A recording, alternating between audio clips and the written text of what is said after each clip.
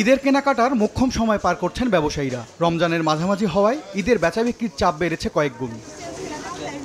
সাপ্তাহিক ছুটির দিনে বেলা বাড়তেই ক্রেতামুখর নিউ মার্কেট এলাকার বিপণী বিতানগুলো। পছন্দের পোশাক খুঁজতে দোকান ঘুরে ঘুরে সেরে নিচ্ছেন কেনাকাটা। বাড়ি যাওয়ার তাড়া আছে, এর জন্য আমরা আগেভাগে করে রাখছি। যত দিন যাবে তত ভিড় বেড়ে যাবে এবং প্রাইসেরও অনেক বেড়ে যাবে, তারতম্য হয়ে যাবে। গতবারের তুলনায় এবার ওভারঅল ব্যবসা পরিস্থিতি কিছু ভালো, সামনের দিকে আরো আশা করি বাড়বে। পরিবর্তিত পরিস্থিতিতে নিরাপত্তার কথা মাথায় রেখে সন্ধ্যা কিংবা রাতের পরিবর্তে দিনকেই বেছে নিচ্ছেন ক্রেতারা। অন্যান্য বারের তুলনায় তাই রাতে ব্যস্ততা কম থাকার কথা জানালেন বিক্রেতারাও।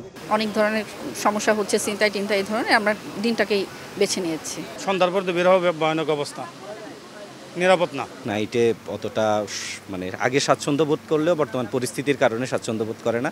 দিনের বেলায় আসলে বেচা বিক্রি যা হওয়ার হয়। বিক্রি বেড়েছে ফুটপাতের দোকানেও। স্বল্প দামে জামা, ব্যাগ, কসমেটিক্স, জুতা সহ সব ধরনের পণ্য মিলছে এসব দোকানে।